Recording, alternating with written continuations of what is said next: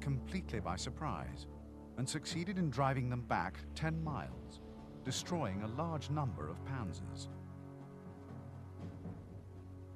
The German artillery could make little impression on the heavily armored Matildas, and in desperation, Rommel formed a gun line made up largely of flak 88s.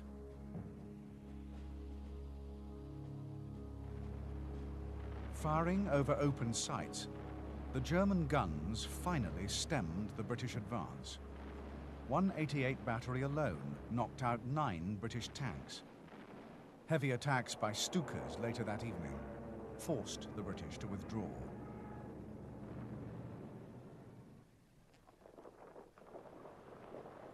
As the British Expeditionary Force were preparing to attack at Arras, General Weygand was startled to learn that Guderian's panzers had reached the Channel coast the previous evening.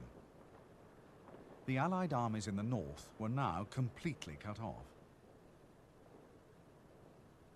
After much debate, it was decided the Allies would fall back to a new front marked by Valenciennes, the River Escaut, the old frontier position from Molde to Allouin, and the River Lys.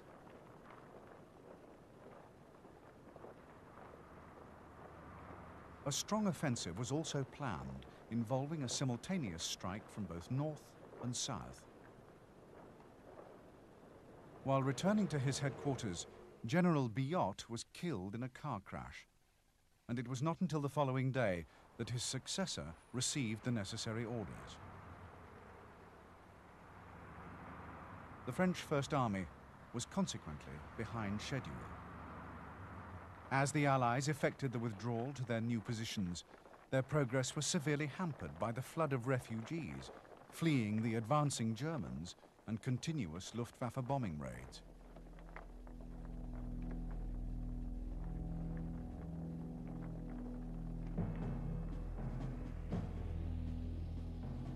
On May the 22nd, Brauchitsch ordered Army Group A to swing right. It was to head for a line through Armentières, Ypres and Ostend, cutting off the Channel ports as they advanced. Army Group B was to wheel its left flank around to face north, thus strengthening the walls of the trap. That same day, 2nd Panzer reached Boulogne, and on May the 23rd, 10th Panzer invested Calais. While fighting continued to rage around both ports, by May the 24th, 1st Panzer Division had reached the line of the Aar Canal, barely 10 miles from Dunkirk. At this moment, the Germans were closer to Dunkirk than most British formations, and between them and their objective, there stood just one British Expeditionary Force battalion. Total victory was within the Germans' grasp. Yet as they stood poised to deliver the coup de grace, they were stunned to receive orders to halt. The order to halt was issued by General von Rundstedt on the evening of the 23rd, despite Brauchisch's desire for a vigorous advance. Rundstedt wanted a pause to let his forces regroup. He had lost half his armor in the drive through France, though most of these losses had resulted from wear and tear rather than enemy action. Hitler not only approved his decision to halt the armor, he also gave orders that the halt be made permanent. As the panzers were driving ever deeper into France, Hitler had become increasingly edgy and nervous. He feared that at any moment an Allied counterstroke could cut them off and deny him his imminent victory. Frightened by his own success, he preferred to pull the reins on his advancing columns rather than take any risks. Hitler may even have wanted to avoid destroying the BEF. While visiting Rundstedt, Hitler astonished his generals by speaking admiringly of the British Empire. He claimed all he wanted from Britain was that she acknowledge Germany's continental supremacy. Once France was defeated, Hitler assumed he could make peace with Britain. Sparing the British Army would, Hitler believed, make that peace easier to reach. Above all, there was the influence of Hermann Goering. Goering was eager that the glory of the final victory should belong to the Luftwaffe. He argued that the Luftwaffe was much more loyal to the Nazi party than the army, and they therefore deserved the honor of the ultimate triumph. The Luftwaffe commander assured Hitler that his air force could finish off Dunkirk on its own. Goering's arguments gave Hitler the final justification he was looking for to halt the panzers.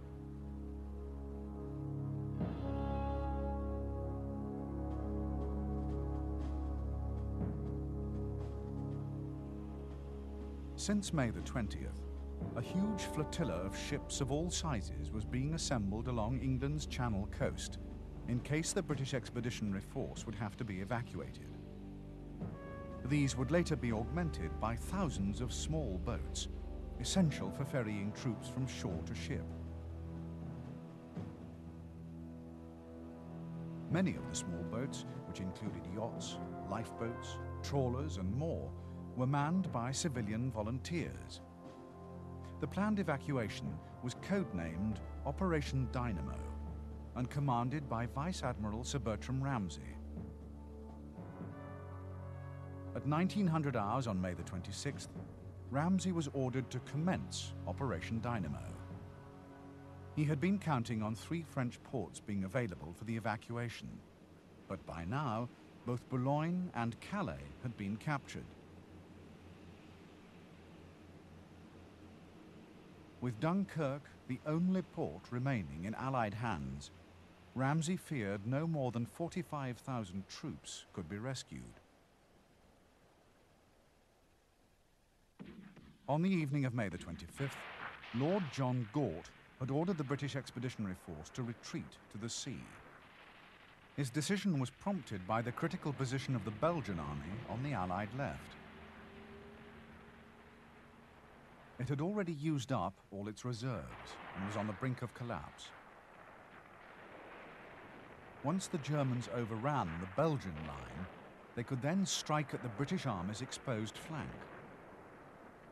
Gort felt it was wiser to retreat than comply with Weygand's orders for an attack to the south. The following day, the Germans finally broke through the Belgian defences. Just as importantly, Hitler gave permission for Army Group A to resume its advance. On May the 27th, the exhausted Belgian army could fight no further, and King Leopold asked the Germans for an armistice. By dragging out the surrender negotiations, the Belgians managed to buy their allies an extra 24 hours in the life-or-death race for Dunkirk. Nonetheless, it took hard and desperate fighting by French and British forces to keep their escape routes open. One British division was reduced to the size of a single brigade by nightfall on the 27th.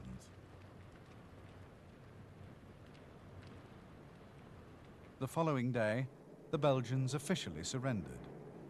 At Lille, almost half of the French First Army, who had been slow to retreat, were cut off.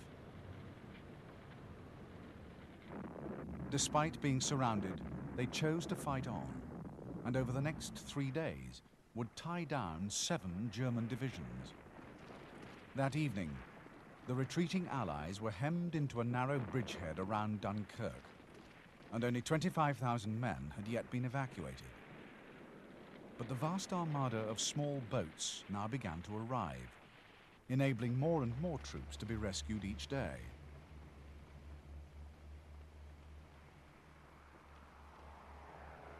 Poor weather had hindered Luftwaffe operations during the early stages of the evacuation.